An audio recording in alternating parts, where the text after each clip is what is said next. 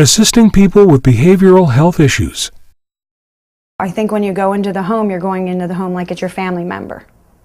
You leave your personal baggage in your car, you leave your cell phone in the car, and you come through that door like you're visiting your mother or your father. It's your family for the day, whether it's an hour of quality time or a 6-hour caregiving day. Amy Albrecht knows the critical role a home care aide plays in the care of a consumer, and the many behavioral issues that can come into play, including at times verbal and physical aggression, and even combative behavior. And patience is key.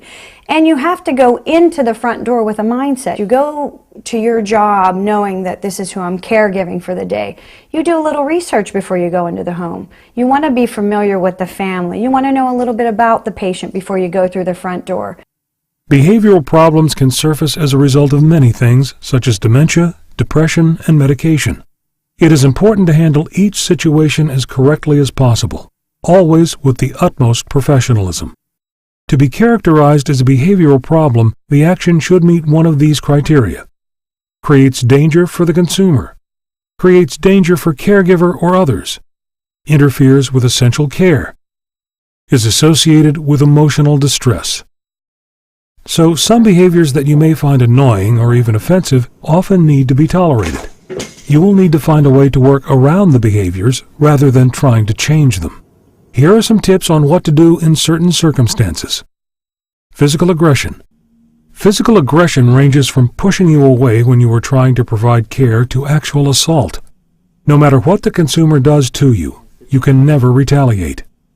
Back away, and then use your skills to help the consumer refocus and calm down. For the most part, it's really redirecting. Redirecting, refocusing, trying to calm the patient down. See what's causing it. If a client gets combative during bath time, a way to redirect that would be try to make it more pleasant.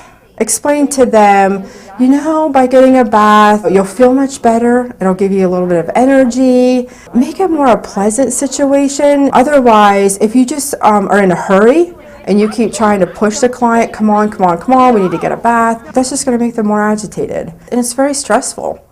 Trying to be a caregiver or somebody who's combative, calling you names all the time. Again, the main thing is staying professional. You can't panic. Panic always happens first. You have to pause and step away. An immediate reaction probably is to retaliate, but you don't do that. There's a part of you that says, you know what, this person, if they knew what they were doing, they wouldn't be doing this. What you have to do is join the person in their reality. Think about it. If somebody said to you, I'm 29 years old and I'm going to go visit my mother, if you say, no, you're 89 and your mother is dead, they're going to have a very negative reaction to that. They're not going to believe you, first of all. In addition to making essential care activities as pleasant and gentle as possible, another strategy is to tap into the consumer's natural behavior patterns. For example, if someone is refusing to shower or bathe, talk to the family about the consumer's patterns of behavior prior to the dementia. If the consumer would always shower prior to going out to dinner, then set a dinner time for later. The shower now is part of a previous pattern of behavior. This sometimes works better than telling your consumer that they need a shower. Think about it. This person has no recall that they did not shower this morning, and now you are telling them that they need a shower. Mealtime. Consumers can become agitated and frustrated at mealtime. Dr. Jules Rosen offers some advice to alleviate combative problems.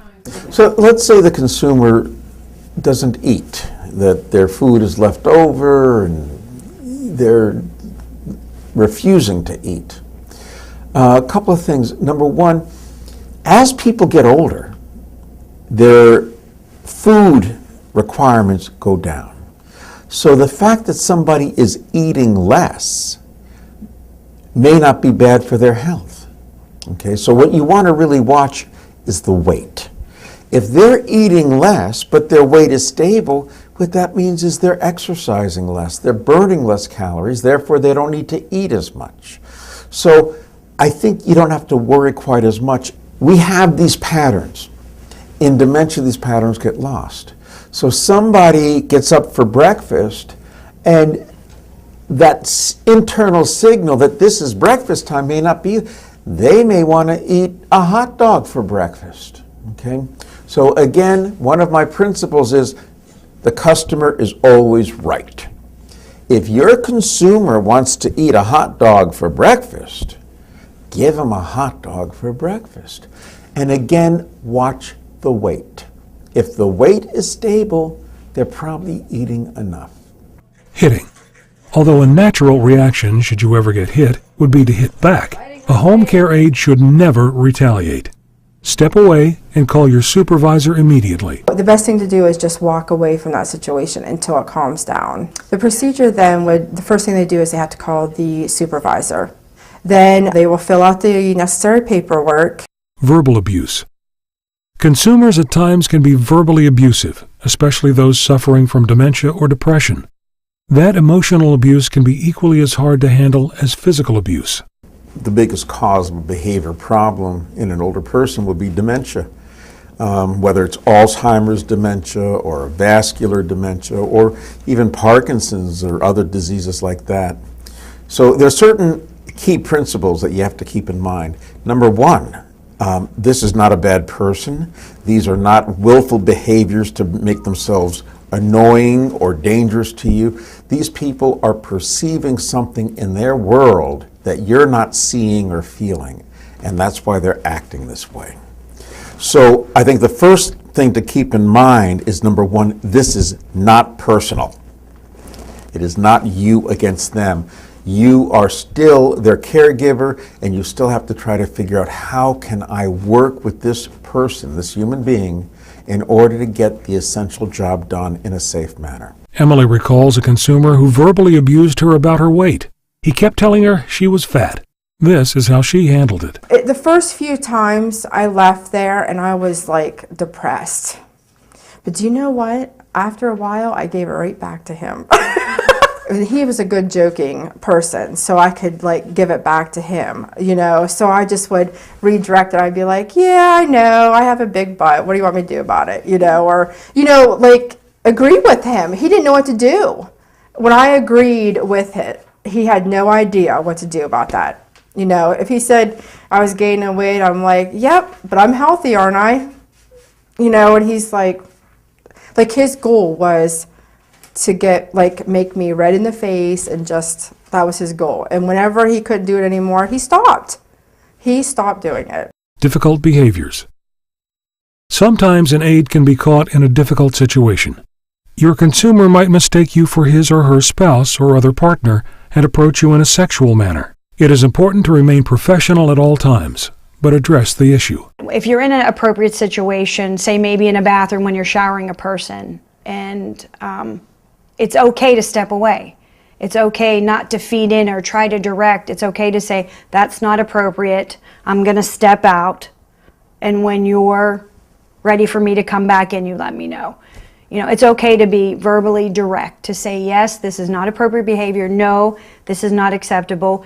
Can you please do this instead of this? You still have to keep very calm, very monotone. Aggression towards a patient when their behaviors deviate, whether it's with a sexual undertone or, you know, an aggressive type of behavior that might result in a shove or something inappropriate. It's to be calm and to walk away from the situation. Direct it and say, you know what, this is not appropriate, and you walk away. You don't want to feed into it and make the matter worse. Frustration. Sometimes simple tasks can be difficult for a consumer, causing confusion and frustration, which can lead to aggressive behavior. Amy gives an example of helping with a cup of tea. We were actually making a cup of tea, and the patient couldn't reach high enough on the shelf, wanted to make a simple cup of tea, but then confusion set in. What was the right cup to use? Where was the cup? How can I get the cup? And with behavior, sometimes you get very frustrated very fast. So it's a matter of approaching the patient and, you know, an arm rub, a hand hold. It's okay, I'm going to show you. I'm not going to take over the situation, but I'm going to show you. Here's the cup, and I'm going to get it for you. Here's the tea, I'll let you put the tea bag in the cup. We'll walk over and do the water together. We'll put it in the microwave together, involving you. I'm not going to take over what I know you know how to do. Amy gives another example of handling a delicate situation with one of her consumers who has Alzheimer's. Well, she had been sitting on her bed, getting frustrated, looking at pictures, and trying to recall, her family. Memories are very important. And I think it's important that the caregiver makes time with the patients to look at the things in the house that they're familiar with, to look at a photo album and say, here is your life, here's your family. And once you sit down with the patient and she starts looking through the photos and you're talking to them, are these your children, you're asking them about your house, you trigger memories. And I think that spending that quality time with what they were familiar with makes a big difference. And Amy recognizes that treating your consumer with kindness and dignity is an important part of your role as a home care aide. Treating them as you would your own family member can make a remarkable difference in their behavior toward you. They've been productive their whole life. They've made a home for themselves. They have families. They have all of this that they've accomplished in their life. So you shouldn't walk in the door like now they're a 5-year-old and you're taking care of them in their home like you're babysitting. It's not, and that's part of dignity. And I think that as long as you don't go into a home with a preset schedule, you have to go by what the consumer wants. When they want to get moving, when they want to eat, it's all, redirection is key. Patience and redirecting, kindness, remembering that there's somebody, mother or father, and leaving your own personal baggage at the front door. These people have enough on their plate.